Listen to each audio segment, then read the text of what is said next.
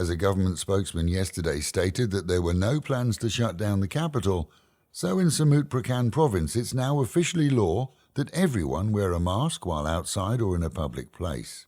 A drive through our own city of Pattaya last night showed that here perhaps some 40% are still acting like COVIDiots and not wearing them. Despite rumours, they do assist in preventing you somewhat in contracting any virus. More importantly perhaps, they will prevent you from spreading any illness that you may have without knowing it. It's not the law in our province, but it's daft not to wear one. Two provinces, Mae Hong Son and Nonthaburi, have both introduced a curfew. In Mae Hong Son, entry into the province from 10 in the evening until 4 in the morning is banned, and a curfew set for the same times, with the provision that no non-Thais are allowed to enter that province at all either.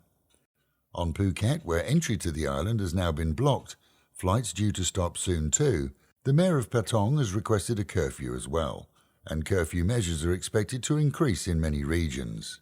There is no curfew currently in our own region, but non-Thais must adhere to rules and regulations as they're issued in order that everyone remain as safe as possible. As guests here, it's essential we stand aside local nationals to reduce the risk of COVID spread. And the numbers? Chonburi's now reported 52 cases since the first outbreak. Our own region of Banglamung has 16, with a dozen in Pattaya itself. Here in Pattaya, a hotel condo building in the Pratumnak area has been added to the list of locations where deep cleaning has been ordered after a Russian resident contracted the virus. Living there with his family, who are now in home quarantine, he was hospitalized this week in the building, which is a hotel and condo complex.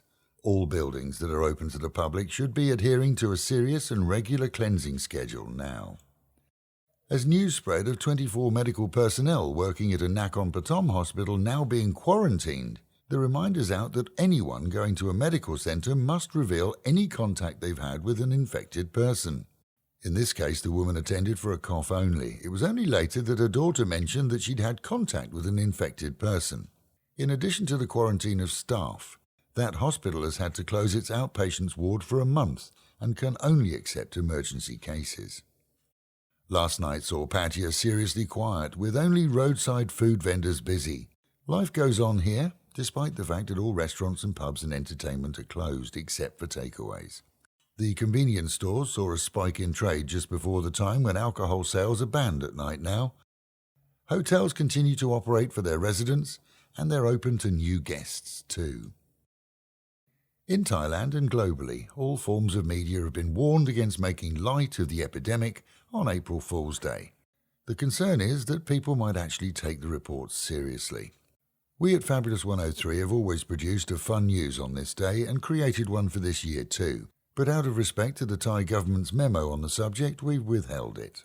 Perhaps we can release it when it's all over and life returns to normal. And we truly believe that perhaps the world has overlooked the old adage that laughter is the best medicine.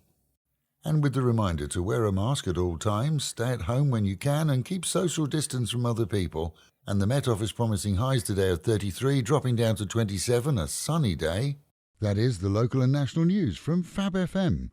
For videos and of course to keep up with Fabulous Pattaya, visit alwayspattaya.com.